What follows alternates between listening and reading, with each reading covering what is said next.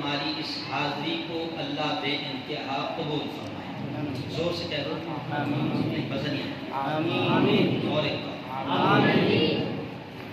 میں آمین اس لیے کہلواتا ہوں کہ نہیں معلوم کس کی آمین کو اللہ قبول کر لے اور ہم سب گناہ گاروں کا بیڑا. تو ایک بڑی بات ہے کہ اللہ نے ہم کو بلایا. مولانا ابرار صاحب ایک بہت بڑے اللہ والے گزرے ہیں. راندیر کے قبرستان میں دفن ہے مولانا ابرار صاحب.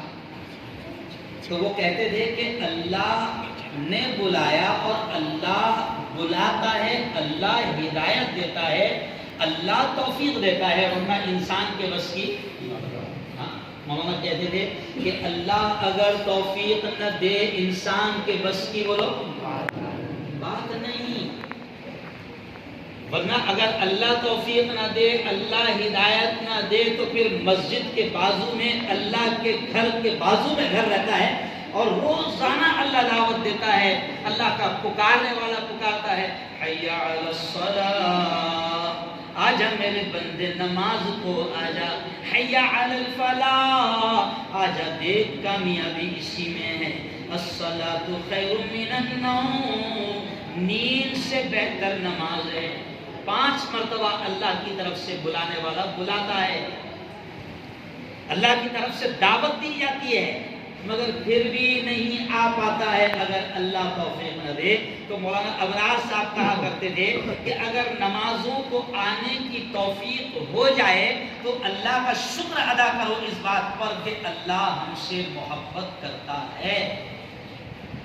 یہ ثبوت ہے اس بات کا کہ اللہ ہم سے محبت کرتا ہے, اسی لیے ہمیں اپنے گھر میں بلاتا ہے. آپ نے دیکھا ہوگا کہ اگر ہمارے یہاں شادی ہے تو شادی میں ہم لوگ اپنے رشتہ داروں کو دعوت دیتے ہیں, اور پھر دعوت میں بھی ہم اس بات کا پورا خیال رکھتے ہیں کہ کس کو دعوت زیادہ زور سے دینا ہے اور کس کو صرف فون پر دینا ہے اور کس کو نہیں بلانا ہے.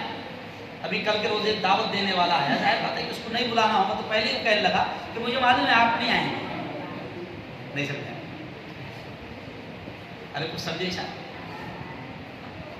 تو جیسے ہم بلاتے ہیں اور جو جتنا قریب ہوتا ہے ہمارے رشتے میں وہ اتنا پہلے آتا ہے. کوئی شادی کے 3 دن پہلے آ جاتا ہے, کوئی ہلدی کے دن آتا ہے, کوئی نکاح کھانے کے وقت میں آتا ہے, اور کوئی ڈائریکٹ کب آتا ہے جب دسترخوان.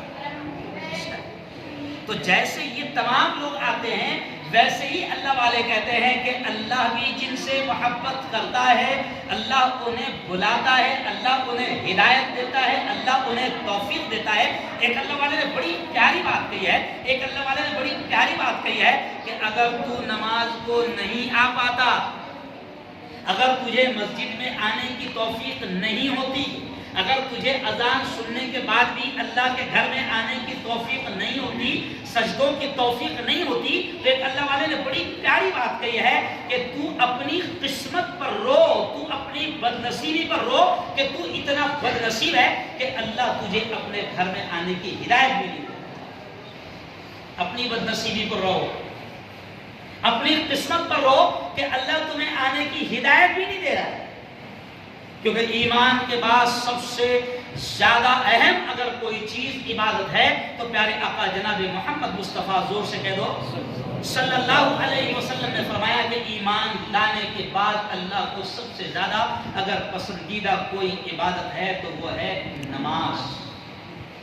وہ ہے نماز, ہے نا. ابھی پچھلا مہینہ گیا ربیع الاول کا, پوری دنیا میں اللہ کے نبی صلی اللہ علیہ وسلم کی باتیں ہوئی, اللہ کے نبی صلی اللہ علیہ وسلم پر تقاریر ہوئی, نعتیں گائی گئی, جشن منایا گیا, غیروں کی طرح برتھڈے بھی منایا گیا. لیکن انسان یہ بھول گیا ہے, مسلمان یہ بھول گیا ہے کہ اسی نبی سے جس سے یہ محبت کرتا ہے. میں نے شروع میں اشعار پڑھا نا کہ اس نبی سے ہم یقیناً محبت کرنا چاہیے کیونکہ اس نبی کا احسان ہے. میں نے شروع میں اشعار پڑھا خطبے کے بعد کہ ہم کو دوزخ سے بچایا, آمنہ کے لال نے باغ جنت کا دکھایا, آمنہ کے لال. یقیناً پیارے آقا جناب محمد مصطفیٰ صلی اللہ علیہ وسلم کا ہم پر احسان ہے, اتنا اتنا احسان ہے کہ علماء نے بیانات میں یہ بھی کہا ہے کہ پیارے آقا کا اتنا احسان ہے امت پر کہ بدن کی چمڑی نکال کر اگر جوتیاں بنا کر پیارے آقا صلی اللہ علیہ وسلم کے لیے پیش کر دیا جائے تب بھی بندہ ایمان والا، بندہ مومن اللہ کے نبی کے احسان کو چکا نہیں سکتا ہے۔ اور اسی نبی نے کیا کہا؟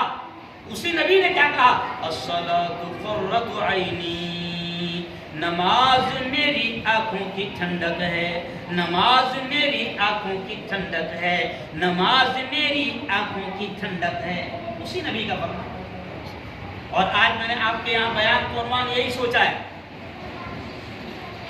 نماز نماز نماز۔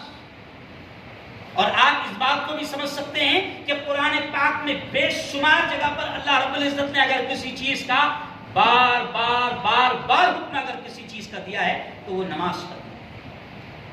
بلکہ پچھلے جمعہ کو جلگاؤں میں نے ایک بیان میں کہا کہ جب ایمان آیا، اسلام آیا اور نبی جب دعوت